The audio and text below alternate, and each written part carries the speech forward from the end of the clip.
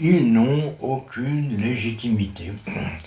Je précise parce que parfois les gens qui font d'horribles conneries ont malgré tout une certaine légitimité. Je pense à Bolsonaro par exemple.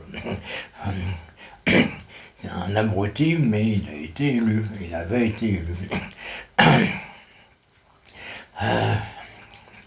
Ou Hitler, ou Mussolini, enfin bon. Mussolini, je crois que c'était un coup d'État, mais enfin je crois que les Italiens étaient contents, il y avait Mussolini.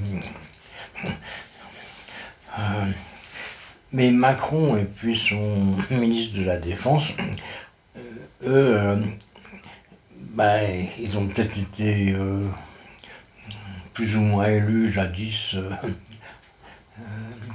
en d'autres circonstances, en d'autres temps. Mais là, on a un président qui est devenu ultra minoritaire. Là, je me suis bien amusé en voyant l'élection d'Attal à la tête du mouvement macroniste, avec 90% des voix. Et on oublie de dire qu'il n'y a plus que 10 000 adhérents qui payent leurs cotisations, donc personne quoi. Alors bon bah Macron c'est le chef virtuel d'un parti avec 10 000 membres, donc c'est une sorte de poutou quoi. En moins sympathique évidemment, et en plus dangereux, parce que il s'imagine qu'il a encore un pouvoir, et puis il a vraiment un pouvoir, parce que au terme de la Constitution, il a beau être minoritaire, c'est encore lui qui est chargé de provoquer des guerres. Il décide de faire la guerre, personne n'est d'accord, mais bon, il faut aller la faire quand même. Ou il décide de faire des trucs qui vont provoquer une catastrophe, comme une réplique violente de Vladimir Poutine. Et puis il a le droit de faire ça. Moi je suis pas trop d'accord avec ça. Alors qu'est-ce qu'ils ont fait les deux là? Alors Macron il a commencé par déclarer qu'il allait organiser l'envoi de mercenaires français et peut-être allemands en Ukraine pour aller sur le sol russe en plus, parce que maintenant les Ukrainiens ils font des incursions en Russie.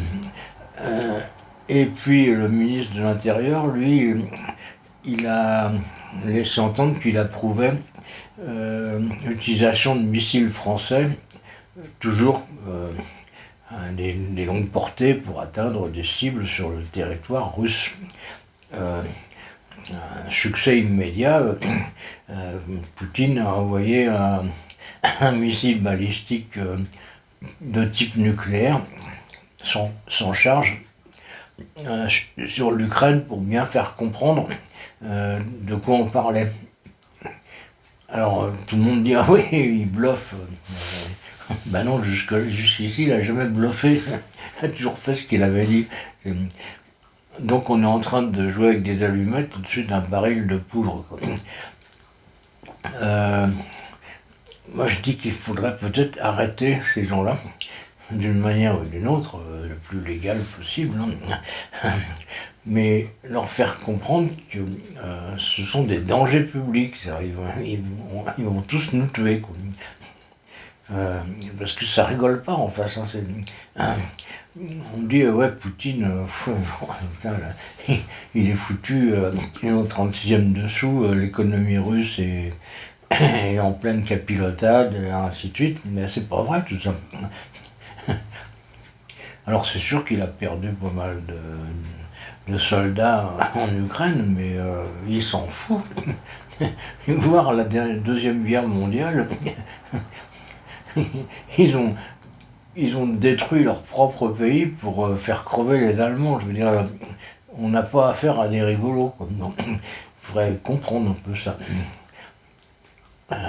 Et les vieux, et comme moi, ils comprennent ça. Et